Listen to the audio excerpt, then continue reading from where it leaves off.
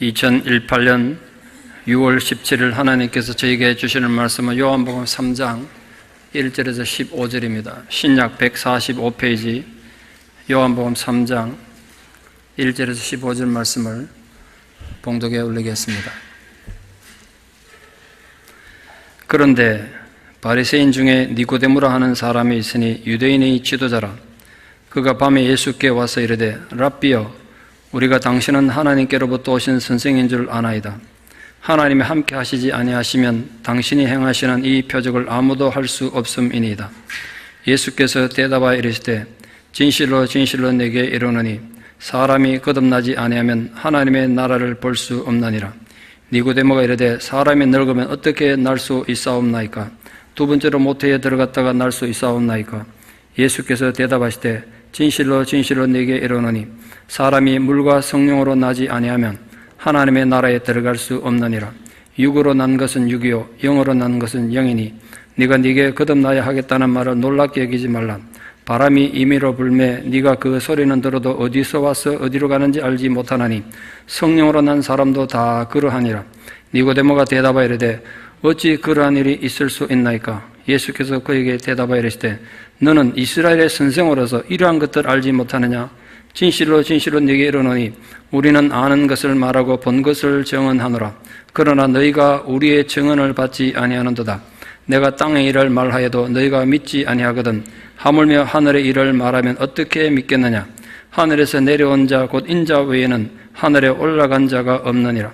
모세가 광야에서 뱀을 든 것 같이 인자도 들려야 하리니 이는 그를 믿는 자마다 영생을 얻게 하려 하심이니라. 아멘. 제가 새까라미 단연장로교회 담임을 맡고 있는 박상근 목사입니다. 혹시 모르는 분 계십니까? 혹시 모르는 분 계실까 봐 명찰 달았습니다. 제가 그동안 장로님들, 권사님들, 안수지사님들 명찰 달라고 그랬더니 잘 안 다시더라고요. 제가 본을 벌려 달았는데 단 이유는, 여러분 보고 달으라는 이유는 내가 이 교회에 뭐 집사다 장로다 자랑하라고 다른 게 아니고 나는 여러분을 섬기는 종입니다 이 뜻이라고요. 진정한 겸손을 오늘 찬양했잖아요. 진정한 겸손으로 저는 여러분을 섬기는 종입니다 뜻으로 명찰 달았습니다. 혹시 방송 보시는 분이 목사님 저 가슴에 왜 달고 있나 이럴까 봐 설명을 드립니다. 저희 교회는 목사부터 명찰 달고 성도들 섬기는 진정한 겸손한 그런 교회가 되기를 바랍니다. 오늘 찬양을 또 맞춰 주셨네요. 한 몇 달쯤 전에 한국 갔다 오신 어떤 집사님께서 목사님 책 좋아한다고 소설책 하나 사다 주셨습니다. 카레인 노래 남한산성으로 유명한 김은 작가가 최근에 쓴 공태에서라는 제목의 책입니다. 아주 비극적인 한 가정의 슬픔을 기록한 그런 소설인데 이 작가의 자서전적 소설이라서 제가 아주 관심을 갖고 읽었습니다. 어디서 어디까지가 사실이고 어디서 어디까지 창작일까 뭐 이런 걸 생각하며 읽었습니다. 등장하는 그 주인공 아버지 마동수가 두 아들 마장세, 마차세 얘기인데 1920년대부터 1980년대까지 사회상을 묘사하고 있습니다.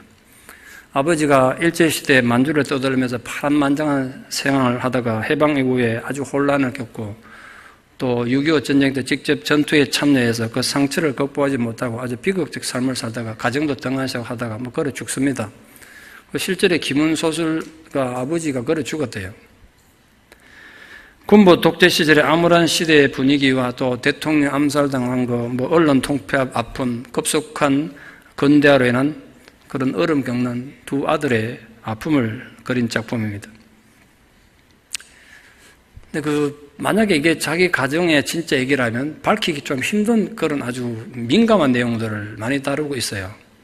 그래서 이게 어디서 어디까지가 작가가 직접 겪은 경험인지 아주 궁금해하면서 제가 읽었는데 그분 원래 문장력이 뛰어나잖아요. 읽으면 가슴이 답답한 내용이에요. 뭐 유쾌하거나 교훈 얻거나 이런 건 아니고 마치 내가 그 현장에 있는 것처럼 아주 답답한 그런 소설입니다만 그 진솔함을 제가 읽으면서 이 정확한 자기 인식, 자기 반성, 자기 고백, 자기 성찰에 뛰어난 작가구나 이걸 제가 다시 깨달았습니다.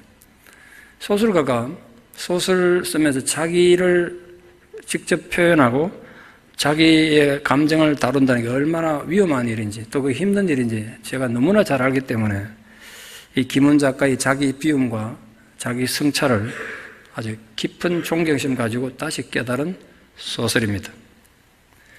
오늘 우리는 또 한 사람, 시대를 초월해서 자기 성찰과 자기 발견과 자기 고백의 이정표가 된 한 사람, 니고데모를 만나게 됩니다. 사실 오늘 본문은 성경 전체에서 가장 중요한 주제를 다루고 있습니다. 예수님이 니고데모에게 준 이 가르침이 사실 기독교의 핵심이에요. 그 뒤에 요한복음 3장 16절까지 합하면 다른 성경 다 제쳐놓고 이것만 딱 떼놓으면 기독교가 어떤 종교인지 드러내주는 거죠. 그래서 예수님 가르침이 너무 중요하기 때문에 그걸 함부로 다룰 수 없어서 오늘 제가 예수님의 가르침은 그 얘기하지 않으려고 합니다. 나중에 따로 다루겠습니다. 이 중요한 기독교 진리가 세상에 등장하는 데 결정적 원인을 제공했던 니고데모는 어떤 사람인가? 오늘 거기에 대해 좀 알아보고 그의 고백을 한번 들어보려고 합니다. 니고데모는 바리새인이고 유대 사내들인 공회의 관원입니다. 우리로 치면 국회의원입니다. 율법에 정통한 랍비이기도 했습니다. 그는 바리새인이자 율법학자로서 자기 나름대로 구원받는 방법을 알고 있었고 게다가 많은 학식과 높은 지위를 가진 사회 지도층입니다. 그런 그가 뭐가 답답해가지고 예수를 찾아왔을까요? 그리고 그가 예수를 만난 그 사건이 그의 나머지 일생의 삶에 어떤 영향을 주었을까요? 그리고 그 니고데모의 그 고백적 사건은 오늘을 사는 우리에겐 어떤 교훈을 주는 것일까요? 이 짧은 시간에 그의 삶의 여정을 한번 추적해 보려고 합니다. 이 여정을 통해서 하나님께서 우리 모두에게 은혜 주시기를 소망합니다. 무엇보다 첫 번째로 니고데모는 진리에 대한 열정이 남다른 사람이었습니다.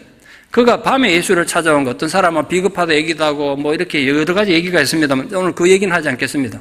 해석은 각자 몫이죠. 그러나 중요한 한 가지 진실이 있습니다. 니고데모는 예수를 우연히 만난 것이 아니라 깊은 대화를 나누기 위해서 의도적으로 찾아올 만큼 그의 마음속에 예수가 차 있었다는 사실, 그 마음이 예수에게 쏠려 있었다는 사실이에요. 니고데모는 종교적으로 민중들로부터 존경받는 바리새인이었고 정치적으로는 유대 최고 의결기구인 사내들인 공회 회원이었고 경제적으로 아주 부자였습니다. 남부를 것 없이 안정된 위치에 있던 니고데모가 아무런 사회적 지위도 없고 그저 무식하고 가난한 자들의 둘러싸인 시골 촌부인 예수를 찾아왔단 말이에요. 본인이 누구보다 성경에 대한 해박한 지식을 가진 선생이라고 불리는 바리새인이었음에도 불구하고 자기 진리의 한계를 느끼고 그 진리에 대한 뜨거운 열망을 가지고 예수를 찾아온 거예요. 그러니까 우리가 니고데모 입장을 좀 제대로 이해하기 위해서 바리새인이란 도대체 어떤 사람들인가 좀 정리할 필요가 있습니다. 제가 단편적으로 많이 말씀드렸습니다만 구약 성경에는 전혀 등장하지 않다가 신약에 딱 들어오면 갑자기 등장해요. 이들이 도대체 어디서 왔는지, 왜 시작했는지, 그리고 그들은 왜 예수와 가장 강력한 적이 됐고 예수님은 그들을 그렇게 신랄하게 비판하셨는가. 짧지만 좀 정리해 보려고 합니다. 너무 잘 아는 우리 알렉산더 대왕이 갑자기 급사하는 바람에 후계자를 세우지 못해서 휘하 4명의 장군이 제국을 나누어서 4분할해서 생활했던 역사를 제가 이미 여러 번 말씀드렸습니다. 그 중에 분명히 또 암투가 생기겠죠. 그래 시작된 전쟁이 역사의 150년 전쟁이라 아주 유명한 전쟁입니다. 이스라엘은 특히 그 4나라 중에 수리아에 의해서 많은 억압을 받습니다.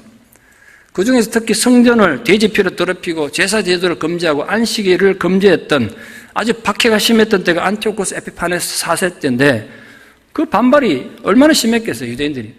안식일을 또 못 지키게 하고 제사를 못 드리게 하니까.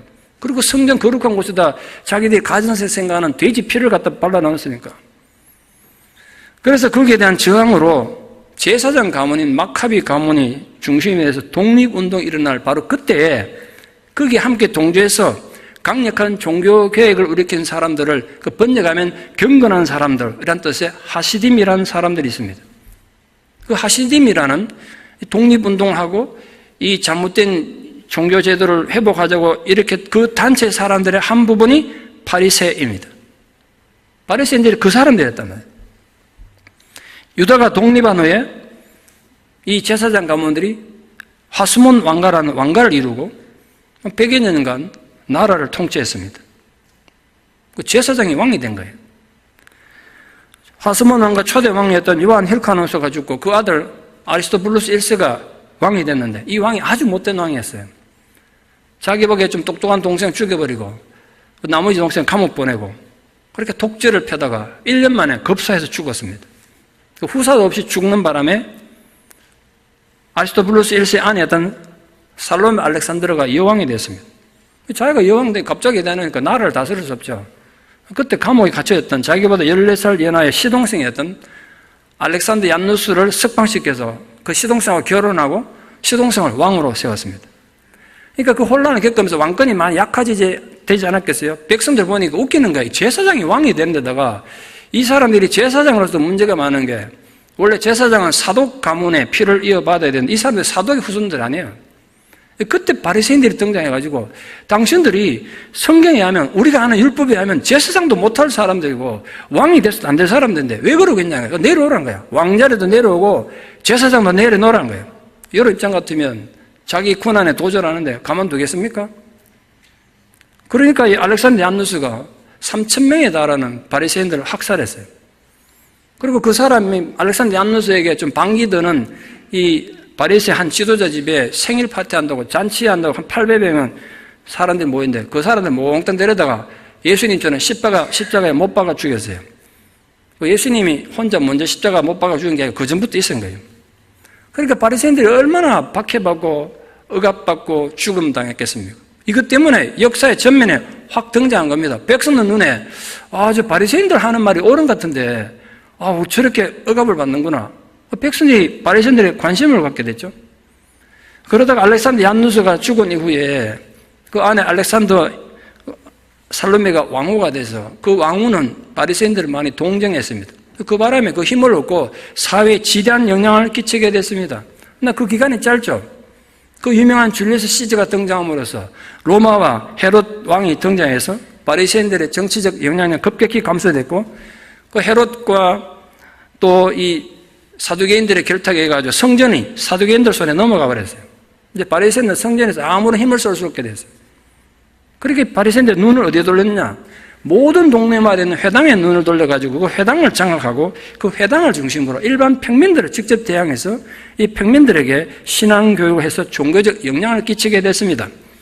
바리새인들은 그들이 만들어놓은 유대교의 각종 규칙들 또 고대로부터 내려왔던 장로들의 유전 이걸 성경보다 더 중요하게 가르쳤습니다. 자기들 전통이 성경보다 더 중요하다는 거예요.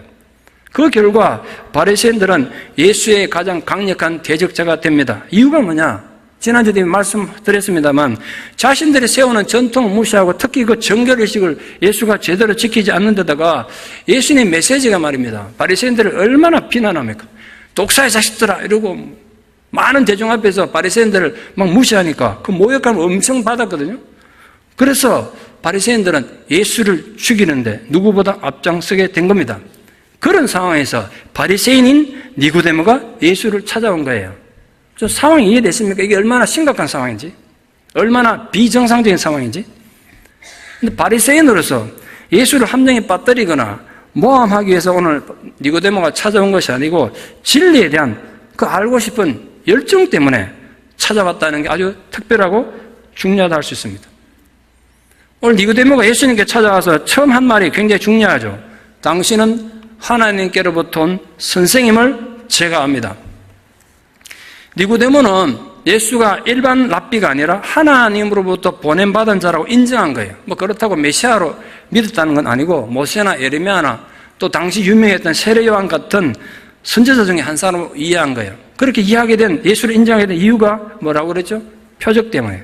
지난주 물이 포도주 되는 걸 봤습니다. 소문 나지 않았겠습니까? 그 외에도 많은 이적을 행했겠지만 물로 포도주 만드는 그런 표적 같은 건 니고데모의 생각에 하나님이 함께하지 않으면 일어나기 힘든 불가능한 일이라고 인식한 거예요. 그래서 어쩜 이 사람은 하나님으로부터 온 사람이구나 그렇게 이해했단 말이에요. 어쩌면 예수가 그들이 그토록 기다리던 메시아일 수도 있겠다 그런 기대를 했을 수도 있죠. 이유 어쨌든 당시의 모든 바리새인들과 달리 니고데모는 비록 바리새인이었음에도 불구하고 진리에 대한 누구보다 뜨거운 열정 가진 사람이었기 때문에 예수를 찾아온 거예요. 그 진리의 말씀에 대한 반응이 자신이 가진 이념이나 교육이나 고집보다 더 진지해야 된단 말이에요. 그게 오늘 우리에게 주는 아주 중요한 교훈이 있어요. 때로는 제가 가끔 걱정이 많이 될 때가 있어요. 우린 때로는 너무나 하나님 말씀에 대해서 너무 가볍게 생각하지 않는가 걱정이 돼요. 세상의 철학이나 세상의 뉴스는 아주 심각하게 받아들이면서 하나님의 말씀을 너무 가볍게 생각해요. 알면 또 우리가 얼마나 안다고 함부로 하나님 말씀을 자신의 기준으로 판단을 하겠습니까? 여러분 안 그렇습니까? 저나 여러분이나 마찬가지 아닙니까? 진리의 말씀에 뜨겁게 반응하는 자들이 결국은 하나님 말씀을 받아들이는 그 복을 누리는 거란 말이에요. 소망하기는 사랑하는 성도들 모두가 그 말씀에 대한 복음에 대한 간절한 반응을 하는 지혜로운 제자들 되셔서 매 순간마다 하나님께서 생명의 말씀을 여러분에게 부어주는 은혜가 있기를 축원합니다. 두 번째, 니고데모는 아주 겸손하고 열린 마음을 가진 사람이었다는 걸 눈여겨봐야 됩니다. 오늘 만나는 첫 순간부터 니고데모는 스스로로서 예수를 랍비라고 불렀다는 점에 주의하셔야 됩니다. 랍비란 뜻이 의미가 뭐냐면 나의 위대하신 분 이런 뜻입니다. 그 불해석하면 유대인들이 일반적으로 자기들 스승에 대한 존경의 호칭으로 사용됐습니다. 그런데 니고데모가 정통 랍비란 말이에요. 본인이. 그리고 유대인들로부터 존경받는 영적 지도자예요. 그에 비하면 예수는 볼품없는 시골 나사렛의 촌부에 지나지 않습니다. 게다가 예수님은 정식 랍비 교육을 받은 것도 아니에요. 그런 기록이 전혀 없어요. 당시 다른 바리새인들이나 대제사장 같은 종교 지도자들이 끝까지 예수를 무시하고 인정하지 못했던 이유가 바로 이것 때문일 거예요. 이건 가짜 랍비야. 랍비 훈련을 받은 적이 없어. 아무나 랍비 한다고 랍비가 되는 게 아니에요. 서품을 받아가지고 정식 랍비가 되려면 수년 동안 정규적인 연구 과정을 거쳐야 돼요. 요즘 말하면 대학을 나와야 된단 말이에요. 이 연구 과정을 통해서 장로들의 조상들의 유전을 모아하는 게 할라카라고 그러는데 그 할라카 해석에 통달하고 테스트 통과해야 비로소 종교법 또 형법에 관해서 독자적 판결을 내릴 수 있는 정식 랍비가 됐습니다. 그래서 긴 수련 기간이 필요했기 때문에 최소한 랍비가 되려면 나이가 40쯤 돼야 했다고 해요. 예수님 아시다시피 30세쯤밖에 안 됐지 않습니까? 랍비 될 만한 나이가 아직 아니에요. 그 예수처럼 랍비가 되는 정규 과정을 공부하지 않고도 가끔 랍비라 불리는 사람이 있었는데 그런 사람들은 이 율법학자들이 누리는 진짜 랍비가 누리는 특권을 하나도 행사할 수 없었습니다. 그런 면에서 니고데모가 자기보다 나이도 어리고 신분도 낮고 훈련도 받지 못한 예수를 공개적으로 랍비라고 부른 건 놀라운 일입니다. 유대 상층 계급에 속한 사람이 예수를 랍비라고 부른 유일한 경우입니다. 그 이유는 예수가 행한 표적 때문에 니고데모가 감동을 받았기 때문에요. 다른 바리새인들은 예수님의 표적을 많이 봤습니다. 예수님이 병자를 낫게 하는 것도 보고 많은 표적 보고 그거 보고 하나님을 발견하지 못했어요. 그걸 보고 하나님 나를 발견하지 못했다고요. 예수가 행하는 이적을 보고 단지 질투심을 느끼고 그 예수의 이적을 왜곡해가지고 귀신 들렸다고 비판을 했을지언정 니고데모처럼 하나님 나라의 증거를 보지 못했는데 니고데모는 예수의 표적에서 하늘나라의 증거를 보고 하나님 사람으로 인정했다는 거예요. 그 부분에서 니고데모는 겸손했을 뿐 아니라 상대적으로 영적으로 아주 순수한 사람이었음이 분명합니다. 오늘 니고데모를 대하는 예수님 반응도 좀 눈여겨볼 필요가 있죠. 예수님이 다른 바리새인들을 대하는 모습과 아주 대조적인 다른 태도를 보이고 있습니다. 예수님이니까 충분히 니고데모가 어떤 인품을 가졌는지 어떤 영성을 가졌는지 알아봤기 때문에 그러지 않을까 이렇게 생각합니다. 다른 어떤 바리새인들이나 대제사장들에게 결코 하나님 도리를 선포한 적이 없잖아요. 그런데 예수님께서 세 번이나 진실로 진실로 내게 이르노니 이걸 세 번이나 하셨어요. 이 진실로란 말이 헬라로 아멘이라는 말인데 일반 유대인들이 기도 끝에 쓰던 말입니다. 그런데 아멘이란 말은 기도 맨 끝에 쓰는 이 단어를 문장 맨 앞에 쓴 건 예수님이 최초예요. 그만큼 니고데모에 대한 애정이 있으셨던 증거예요. 그에 대하여 인간 구원의 대전제가 되는 하나님 나라의 진리를 오늘 가르쳐 주셨어요. 사람이 거듭나지 아니하면 하나님 나라를 볼 수 없느니라. 니고데모는 누구보다 율법을 깊이 묵상했고 그 율법을 실천하는 일에 열정을 가진 사람이었습니다. 그 이유는 하나님 나라 보기 위해서예요. 여기서 하나님 나라를 본다는 건 그냥 단순히 구경한다는 뜻이 아니라 다른 말로 쉽게 설명하면 구원 얻는다는 뜻이라고. 하나님 나라를 보는 방법에 대해서 니고데모는 누구보다 잘 알고 있다는 자부심을 가진 사람인데 예수님의 그 선포에 충격받았어요. 왜냐하면 자신이 이때까지 믿고 따랐던 가치를 완전히 부정하는 말씀을 들었기 때문이에요. 자기처럼 율법을 연구하고 율법을 지켜서 하나님 나라를 보는 게 아니라 아무것도 안 해도 거듭나면 하나님 나라를 본다니. 니고데모 입장에서는 거듭난다는 개념 자체를 전혀 이해할 수 없었습니다. 여기서 니고데모의 아주 솔직한 모습을 보게 됩니다. 이 종교적으로 유대인들의 큰 스승이고 정치적으로 백성이 지도자인 입장에서 설령 예수님 가르침 이해가 안 됐다 쳐도 공개적인 자리에서 제가 그걸 잘 모르겠는데요. 자기 무지를 드러내는 질문하는 거 쉬운 일이 아니잖아요. 일반적인 바리새인들이나 랍비들이었다면 절대로 그러지 않았을 겁니다. 자신의 군의가 완전히 무너질 수 있는 아주 위험한 행동이기 때문에 그렇습니다. 그러나 니고데모는 아는 척하는 위선의 함정에 빠지지 않았습니다. 여러분, 모르는 건 죄가 아닙니다. 모르는 거 아는 척하는 게 문제지. 거듭나야 한다는 예수님의 선포에 대해서 정말 이해되지 않는 자신의 입장을 오늘 솔직히 이렇게 말했습니다. 선생님, 사람이 한번 태어나고 나이가 들었는데 어떻게 다시 태어날 수 있습니까? 어머니 모태에 다시 들어갔다 나오라는 겁니까? 조금 생각하는 능력이 있는 사람이라면 얼마나 유치한 질문입니까? 이게 율법의 스승이고 사회의 최고 지도자가 할 수 있는 질문은 아니지 않습니까? 니고데모는 율법에 박식한 바리새인이었지만 영적 통찰력에 있어서는 구원의 기초도 모르는 초보자였던 거예요. 좀 이해를 돕기 위해서 비유로 설명하자면 니고데모의 상태가 달걀과 같은 거예요. 달걀은 분명히 닭에게서 태어났지 않습니까? 한번 태어났어. 그러나 그 달걀은요, 절대 보지 못해요. 걷지도 못해. 먹을 수도 없고 들을 수도 없습니다. 소리도 못 냅니다. 아무 감각이 없습니다. 그러나 살았다고 하지만 죽은 존재예요. 인간이 어머니 태어서 태어났다고 태어난 거 아니란 거예요.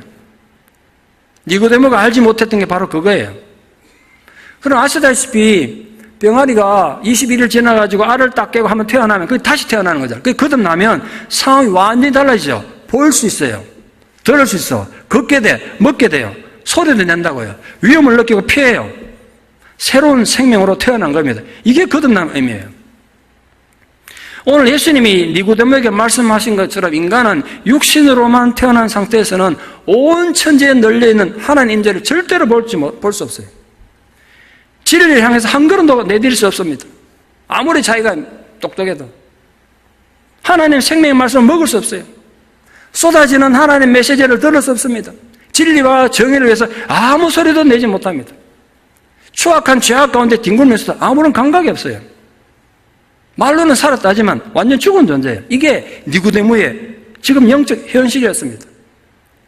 그 생각하는 능력이 남들보다 많았던 니고데모는 엄청난 충격을 받았으리라 생각돼요. 만약 예수님 말씀대로 위로부터 다시 태어난다면, 다시 말해서 거듭나면 전혀 다른 인격과 삶이 펼쳐질 거니까 이해는 못하지만 온 천지에 충만한 하나님 임재를 보게 될 것입니다. 행동하는 진리의 발걸음을 힘차게 내딛게 될 거예요. 생명의 말씀을 꿀송이처럼 받아먹게 될 것입니다. 매 순간 주어지는 하나님 메시지를 듣게 될 것입니다. 진리와 정의를 외치는 자가 될 것입니다. 나의 죄와 세상의 죄에 대한 깨우침으로 회개하는 존재가 될 거라고요. 영적으로 살아있는 환희의 창가와 생명의 노래를 부르는 자가 될 것입니다. 이걸 몰랐던 거예요, 니고데모가. 처음에 니고데모는 그냥 예수님을 하나님께서 보내준 특별한 사람, 선지자 정도로 이해했습니다. 그러나 사람이 거듭나지 않으면 결코 하나님 나라 들어갈 수 없다고 예수님 말씀하셨을 때 경악하지 않을 수 없었습니다. 왜냐하면 예수님 말씀이 이제껏 자기가 갖고 있던 모든 사고를 뒤집어엎는 선언이었기 때문에. 니고데모는 당시 바리새인들처럼 하나님 나라 들어가는 유일한 방법은 자신들의 노력으로 율법을 지키는 거였어요. 그런 니고데모에게 예수님 꿈에도 상상할 수 없는 선언을 하신 거예요. 거듭나야 천국을 본다니. 니고데모는 거듭난다는 의미를 전혀 이해할 수 없었습니다. 여기도 굉장히 중요한 현실적 교훈이 있습니다. 여러분, 내 머리로 이해되지 않는다고 진리가 아닌 건 아니에요. 내 경험과 내 취향에 맞지 않다고 해서 틀린 것도 아니란 말이에요. 그런데 우리는 너무나 때로 교만해서 자아도취에 빠져요. 자기가 진리 기준이 돼가지고 자기 생각과 판단은 무조건 진리라고 생각하는 심각한 나르시즘에 빠지기 쉬운 것이 소위 지성인들이라는 사람들의 치명적인 인식의 오류입니다. 이 인식의 오류는 사막에 보이지 않는 모래늪과 같습니다. 고집 부리고 부릴수록 점점 더 깊이 빠져들어가서 질식해서 죽고 말 것입니다. 그때 살아남을 수 있는 유일한 방법은 내가 틀렸다는 걸 빨리 인식하고 주님이 내미는 그 진리의 막대기를 붙잡고 그 죽음의 늪을 빨리 빠져나온 것뿐이에요. 누구라도 쉽게 비켜갈 수 없는 그 인식의 오류의 늪에 지금 혹시 빠져서 허우적대는 분들이 있다면, 그래서 삶의 기쁨도 없고 어떤 감동도 없고 정말 사는 게 너무 허무해서 너무 힘든 그런 삶을 지내는 분들이 계신다면 아직 시간이 있을 때 빨리 자신의 한계를 인정하고 주님께 나가십시오. 그리고 나의 무지함과 어리석음을 고백하십시오. 주님은 여러분을 진리의 오아시스로 인도하실 것입니다. 그러면 여러분 진정한 자유와 기쁨을 맛보게 될 것입니다. 그 은혜가 여러분 모두에게 있기를 진심으로 축원합니다. 세 번째로요, 니고데모는 마음의 그릇이 아주 컸던 사람입니다. 공개적으로 지금 자기가 무식하다는 걸 지적당했던데 변명한 것도 아니고 그걸 부정하지 않았어요. 예수님 비판과 나무람에 대해서 진리 열정이 식지 않았습니다. 니고데모가 거듭남에 대한 예수님의 이 가르침을 특별히 이해할 수 없었던 또 다른 이유가 있는데요. 예수님 가르침에 하면 어떤 민족적, 신분적 구분도 없이 누구든지 거듭나기만 하면 하나님 나라를 볼 수 있다고 한 점이에요. 또한 누구나 다, 지금 자기 같은 바리새인, 유대인을 포함해서 누구나 다 거듭나야만 하늘나라 볼 수 있다고 했기 때문에 이게 충격이에요. 이 거듭난다는 진리는 이 두 가지 점에서 니고데모가 쉽게 받아들이기 힘든 충격이었습니다. 하나는 아브라함의 자손일 뿐 아니라 율법의 준수자고 바리새인인 자신도 거듭나야 하나님 나라를 볼 수 있다는 사실은 너무 당혹스러웠습니다. 자기는 당연히 하나님 나라를 간다고 생각했는데 아니란 거예요. 그보다 더 당혹한 건, 더 심각한 충격은 자기들 보기에 짐승 같고 동물 같은, 저 개돼지보다 못한 하나님의 선민이 아닌 이방인들도 아무 조건 없이 거듭나기만 하면 하나님 나라 본다니까 얼마나 받아들이기 힘들었겠어요. 니고데모 입장에서는 이게 정말 이해하기 힘든 문제였어요. 바리새인들은 누구나 자신들은 혈통적으로 아브라함의 후손이기 때문에 자연적으로 하나님의 자녀가 된다고 선민사상을 견고하게 신봉하고 있었습니다. 그런데 인종적, 민족적 차별 없이 누구나 거듭나면 하나님 나라 될 수 있다는 예수님의 선언은 진짜 막 핵폭탄 같은 충격이었을 거예요. 그러니까 거듭남을 전혀 이해할 수 없었습니다. 문제는 그에 대한 예수님 반응이 아주 직설적이었어요. 우리가 쉽게 받아들이기 힘든 내용이에요. 사람들이 지금 있는 공개적인 자리에서 너는 이스라엘의 선생된 자라서 어찌 거듭난 개념도 이해하지 못하고 있느냐. 굉장히 도발적이지 않습니까? 말씀이. 입장을 바꿔놓고 한번 생각해 보세요. 얼마나 창피하겠는가. 여기서 선생이라는 단어 앞에 헬라어에 보면 분명히 정관사가 더가 붙어 있다고요. 정관사 붙는다는 개념 아시죠? 정관사가 붙으면 그냥 선생이 아니라 바로 그 선생이에요. 네가 바로 그 선생이면서 이 뜻이라고. 무슨 말이냐면 네가 그냥 선생도 아니고 이스라엘 온 나라가 아는 바로 그 유명한 선생이면서 거듭남의 의미도 모른다는 뜻이냐? 굉장히 빈정거림이 들어있잖아요. 네가 바로 그 유명한 선생이면서 니고데모 입장에서 굉장히 치욕적인 지적과 묘사가 아닐 수 없죠. 보통 사람 같으면 그러면요, 아니 여기 아니면 복음이 없냐? 여기 아니면 하나님 없냔 말이에요. 내가 왜 이런 데서 야단 맞고 있어야 되냐? 그냥 떠나갈 거라고요. 왜 근데 나보고 네가 그래도 세카라멘트 하는 장로에 담임 목사라면서 그것도 모르냐? 진리에 대해서 그것밖에 모르냐? 그렇게 공개적으로 비판당하면 얼마나 기분 나쁘겠어요. 제가 같아도 굉장히 기분 나빴을 것 같아요. 근데 니고데모는 그러지 않았어요. 만약 보통의 바리새인들이었다면, 예수님이 그렇게 비판했다면 자존심 내세우고 그냥 가버렸을 거예요. 게다가 어디 두고 보자, 나를 공개적으로 웃음거리 만들었다 이거지. 그리고 복수심에, 적개심에 불타올랐을 거예요. 예수를 향해서. 왜냐하면요, 이거하고는 비교도 안 되는 논쟁으로도 바리새인들은 예수를 죽이려고 결정했다는 기록이 성경에 여러 번 나오거든요. 죽인다 그랬다고. 그러나 니고데모는 자신의 무지함을 지적하는 예수의 비판을 거부하지 않았어요. 그만큼 그 마음의 그릇이 컸던 거예요. 여기에 아주 큰 교훈이 있습니다. 저는 이 부분에서 이렇게 고민을 많이 했어요. 평소에도 많이 해오던 고민이에요. 신앙 이전에 인격의 문제를 다시 고민하게 돼요. 무슨 말인가 하니 좋은 믿음이란 도대체 어떤 것인가 이걸 생각하게 돼요. 신앙을 떠나가지고 인품이 탁월한 사람들은 신앙을 가지게 되니까 큰 믿음, 순전한 믿음, 겸손한 믿음을 가지게 되는 것 우리 주변에서 많이 보지 않습니까? 그런데 개인적으로 성격적 결함을 가지거나 인격에 흠이 많은 경우는 신앙생활에도 계속 거칠게 하고 문제를 자꾸 일으키더라고요. 거기서 고민이 되는 거예요. 신앙이 먼저인가 인격이 먼저인가. 니고데모 보고 또 생각하는 거예요. 왜? 예수님 밑에 3년이나 배웠던 제자들 중에 이 정도 사람이 없었거든요. 아무도. 결국 결론은 제가 이렇게 도달했어요. 그 신앙과 행함의 분일치에 오는 모순은 오늘 예수님 가르침 따르자면 거듭남의 문제라고 생각해요. 거듭남의 문제다. 진정으로 거듭난 자의 믿음과 아직 거듭난 적도 없고 거듭난다는 것을 이해도 못하면서 종교행위만 누구보다 열심히 한 거예요. 교회 와서 누구보다 종교행위는 많이 열심히 해가지고 남들 우러러보는 자에 이르렀지만 아무런 신앙적인 변화가 없죠.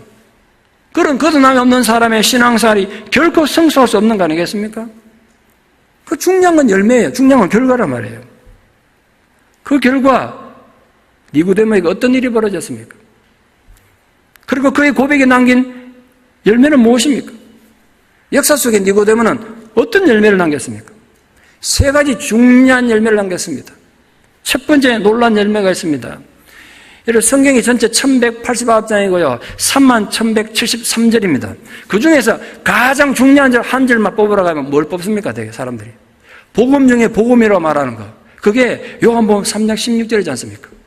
John 3:16 중간에 얼마나 많이 보고 다닙니까? 우리 운전하다 보면 도로 곳곳에 쓰는 걸 봅니다. 내용은 안 쓰는 거. John 3:16 미국 사람 다 안다나요 그 내용.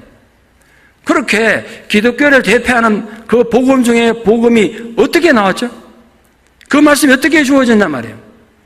니고데모와의 대화 중에 주어졌습니다. 혼자 상상 이렇게 봤어요.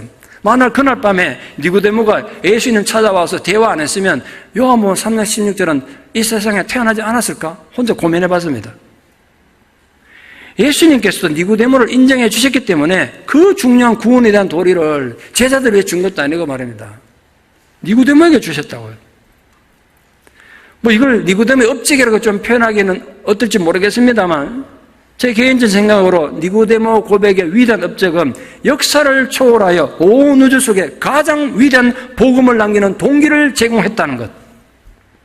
여러분은 묻습니다. 여러분 일생 예수를 믿으면서 여러분에게 주어진 하나님의 복음은 무엇입니까? 어떤 말씀이 여러분 인격에 영향을 주었습니까? 대답해 보십시오. 두 번째 중요한 또 열매가 있습니다. 그는 정말 용기 있는 주의 제자가 되었습니다. 사내들인 공의가 한 번에 회의를 열어가지고 예수를 도저히 두고 볼 수 없다. 그를 함정에 빠뜨려서 체포한 뒤에 죽이려고 회의가 벌어졌습니다. 근데 그날 그 자리에 니고데모도 사내된 회원이니까 함께 있었단 말이에요.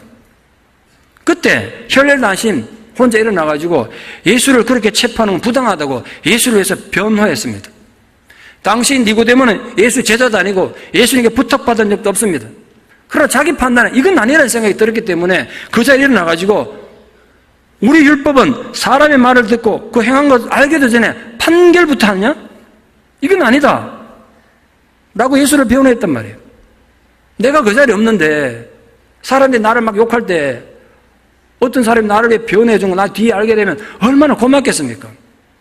예수님은 나중에 얼마나 고마웠겠어요. 오늘 사내들인 공의가 예수 잡는 데만 몰두한 나머지 제대로 된 예수의 가르침이 뭔지 예수의 이적이 어떤 의미를 가지는지 그 판단도 안 하고 부당한 판결을 서두르려고 한다고 지적한 거예요. 물론 니고데모도 예수님 만나기 전에는 그들과 다르지 않았을 것입니다. 그러나 본인이 예수를 직접 만나보고 얘기해본 결과 예수는 절대 그런 나쁜 사람이 아니라는 걸 알고 있었단 말이에요. 사내들인 공회는 정원이 71명입니다. 71명. 아무도 니고데모 의견에 동조해주지 않아서 나머지 70명이 전부 니고데모를 비판하고 정죄하는 것으로 그날 재판이 끝났다고 성경에 기록되어 있습니다. 그 결과 예수는 체포되기도 전에 이미 사전에 사형이 선고됐습니다. 그러나 심하게 격분해 있는 이 동료 바리새인들에게 율법이 바로 적용돼야 된다고 그들의 잘못된 자세를 비판한 니고데모 행동은 진짜 용기 있는 행동 아니겠습니까? 종교적 차원에서 보면요, 니고데모는 그 당시 유대교에서 존경받는 지도자고 예수는 그 종교를 비판하는 자예요. 사회적 위치에서 보면 니고데모는 모든 유대 지파 중에 아주 부유한 집안의 출신이고 예수는 그 시대 사람들이 천시하던 나사렛 출신의 촌놈이에요. 정치적인 면에서 니고데모는 국가 최고기관 공의 의원이지만 예수는 단지 일개 소시민에 불과했습니다. 그런 상황에서 니고데모가 자기의 기득권을 다 포기하고 예수를 변호한 건 정말 용기 있는 거룩한 행동이 아닐 수가 없습니다. 마지막 세 번째, 그 니고데모의 신앙이 얼마나 구체적이고 이론에만 머무는 것이 아니라 실천적이었는지 보여주는 중요한 사건 하나가 있습니다. 예수님이 십자가에 못 박혀 죽었을 때 일입니다. 니고데모는 예수가 앞으로 3일 뒤에 부활할 것이다 이런 얘기 들은 적 없습니다. 알지 못합니다. 예수님부터 그런 말씀 들은 적 없으니까. 다만 예수님께서 오늘 본문처럼 죄인들을 구원하고 영생을 주기 위해서 모세가 광야에서 놋뱀을 매단 것처럼 나도 달려야 될 것이다 그 말만 들었습니다. 근데 그날 그 십자가 처형 자리에 니고데모가 있었단 말이에요. 그 십자가 처형 장면을 보면서 예수님이 자기에게 내가 놋뱀처럼 달려야 될 것이라고 말했던 것이 바로 이거였구나. 비로소 그때 깨닫고 예수 죽음을 아주 슬퍼했습니다. 이 니고데모의 눈에 나사렛 예수는 이렇게 비참하게 죽어야 될 죄인이 결코 아니었습니다. 그래서 본인 생각에 예수는 참 억울하게 죽었다. 이 죽음은 억울한 것이다. 그렇게 생각한 거예요. 그래서 모략과 침향 섞은 것을 100리터라쯤 가지고 와서 예수를 장례 치렀다고 되어 있습니다. 요한복음 19장에 나옵니다. 모략은 아시다시피 예수님 탄생했을 때 동방박사들이 예물로 가져올 정도로 귀한 겁니다. 침향으로 번역된 것이 알로에과에 속하는 식물인데 이 두 물질을 섞으면 시신이 부패하는 걸 방지하는 건조제가 되고 또 악취를 방지하는 방향제 역할을 합니다. 100리터라면 35kg쯤 됩니다. 엄청난 양입니다. 꽤 비싼 돈이에요. 기록에 하면 왕족의 장례에만 이 정도 많은 향료를 썼다고 하는데 니고데모가 예수 시신을 왕족이 장례 치르는 것처럼 그래 치렀다는 거예요. 바리새인이며 사내들인 공의원이었던 니고데모가 예수 장례를 치르기 위해서 발벗고 나선 그 시각 제자들은 무엇을 하고 있었을까요? 3년 동안 예수 따라다니면서 온갖 기적 직접 체험하고 어디서도 들을 수 없는 진리의 말씀을 직접 들었지 않습니까? 그 가르침을 받고 입으로는 늘 예수를 사랑한다고 호언장담하고 떠들던 그 제자들 다 어디 갔냐 말이에요. 그들은 다 도망가고 없었습니다. 그 배신의 상황에서 니고데모가 예수한테 뭐 빚진 게 있다고, 예수하고 무슨 관계가 있다고 그 죽음을 슬퍼하면서 자신의 물질을 희생하면서 예수의 장례를 치른 것인가? 이게 단순한 문제가 절대로 아닙니다. 어떻게 바리새인이 예수의 무덤 만든 일을 손수할 수 있는가? 그것도 이 날이 어떤 날인지 압니까? 바리새인에게 목숨처럼 소중한 1년의 가장 중요한 날 6월절 바로 전날이에요. 6월절 바로 전날 장례 치른다는 의미가 뭔지 아십니까? 그 시신의 몸을 다하면 나 일주일 동안 부정해져요. 이 사람이 예수 장례를 치르면 6월절 지킬 수 없게 된다고요. 적어도 예수님이 십자가에 달려 죽던 그의 6월절을 니고데모는 지킬 수 없었습니다. 니고데모는 그런 희생을 감수하면서 손수 예수 장례를 치른 것은 예수와의 첫 만남이 그의 생에 엄청난 변화를 주었기 때문입니다. 비록 니고데모가 예수님 가르침을 다 이해하지 못했고 십자가의 죽음의 의미와 부활에 대한 소망을 몰랐다고 해도 그의 행동은 예수님에 대한 존경과 사랑과 감사를 나타내는 행동이었습니다. 그는 결코 머리로만 이론으로만 따지는 그런 얄팍한 이론적 신앙인이 아니었습니다. 믿음대로 행동하는, 실천하고 행동하는 신앙인이었습니다. 결론으로 말씀드립니다. 1903년에 태어나서 케임브리지 대학 졸업하고 세계적으로 유명한 저널리스트자 방송인으로 살다 죽은 말컬 머그리지라는 사람이 있습니다. 1990년에 87세 일생으로 세상을 떴습니다. 죽을 때까지 40년 이상 세계 방송계에 몸을 담았던 그런 사람입니다. 제가 이 사람 말씀드린 이유가 그의 참회를 읽어보니까 니고데모하고 굉장히 닮았다 이 생각이 들었어요. 설교 준비하다 옛날에 읽었던 참회를 생각나 좀 소개하려고 합니다.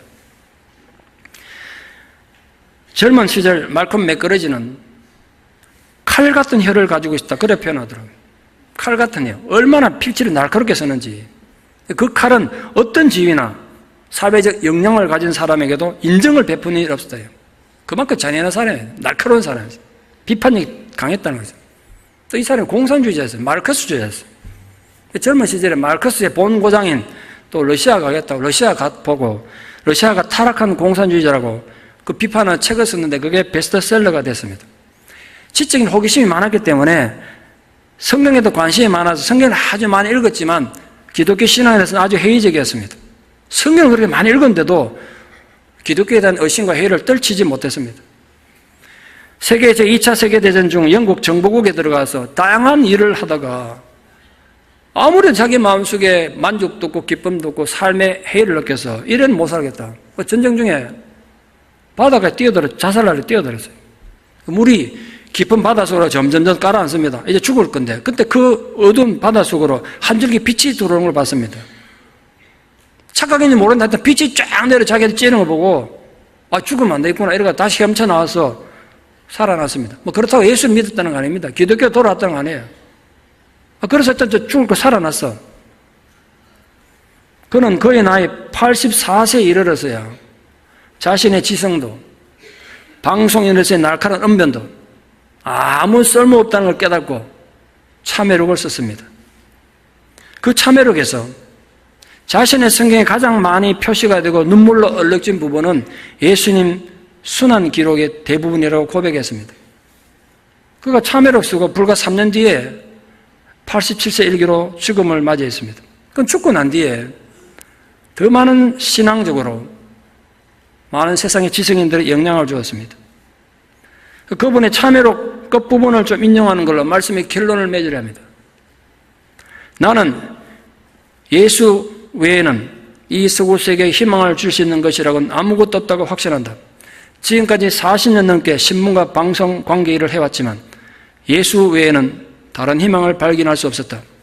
그러므로 인간은 다시 태어나야 한다.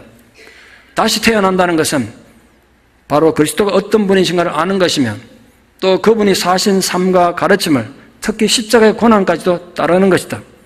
그런데 사람들은 복음에서 십자가를 빼버리려고 한다. 그러나 그럴 수 없는 것은 바로 그 십자가가 기독교의 핵심이기 때문이다. 어쩌면 현대 기독교인들에게 가장 필요한 말씀이 아닌가 생각합니다. 한밤중에 예수를 찾아왔던 니고데모는 그로 인해서 자신의 삶의 전환점, 터닝포인트를 맞이했습니다. 그는 자신의 목숨을 걸고 주님을 변호했고 자신의 시간과 물질을 들여서 주님의 장례식을 직접 치름으로써 역사의 이름을 남겼습니다. 그렇다면 이 설교를 들으시는 여러분은 지금 어디쯤 계십니까?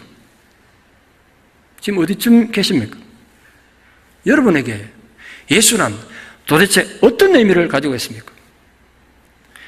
여러분에게는 인생의 전환점이 되는 그 생명의 말씀을 갖고 계십니까? 여러분은 주님을 위해서 세상에 변화하며 외치고 있습니까? 그리고 주를 위해 나의 어떤 삶의 부분을 희생하고 있습니까? 이제 여러분이 고백할 차례입니다. 여러분의 신앙 고백을 주님이 듣기를 원하십니다. 그분 앞에 나가십시오. 그리고 진심을 다해 그 주님의 눈을 보고 고백할 수 있기를 바랍니다. 내가 주를 사랑하나이다. 그리고 고백한 대로 실천하며 사는 생명이 있는 신앙인들 되시기를 진심으로 축원합니다. 기도드리겠습니다. 거룩하신 하나님 아버지, 주께서 우리를 지극히 사랑하셔서 우리가 절망과 고난 가운데서 우리를 찾아와 주시고 거듭남의 도리를 알게 주신 은혜를 감사드립니다. 우리가 진실로 세상의 어둠과 교만함과 이기심으로 깊은 죽음의 늪에 빠져가고 있을 때 주님 결코 우리를 버리지 마시고 찾아와 주셔서 오늘 니고데모처럼 내 삶에도 새로운 삶의 전환점, 인생의 터닝포인트가 되는 주님과의 만남이 있기를 소망합니다. 진실로 우리 영혼이 거듭나서 말뿐이 아닌 정말로 살아나는 천국 백성들이 되게 하여 주시옵소서. 그래 정말 살아있다는 것이 부끄럽지 않은 천국의 삶을 살아가는 거룩한 주의 자녀들 되게 도와주시옵소서. 예수님 이름 받들어 기도드리옵나이다. 아멘.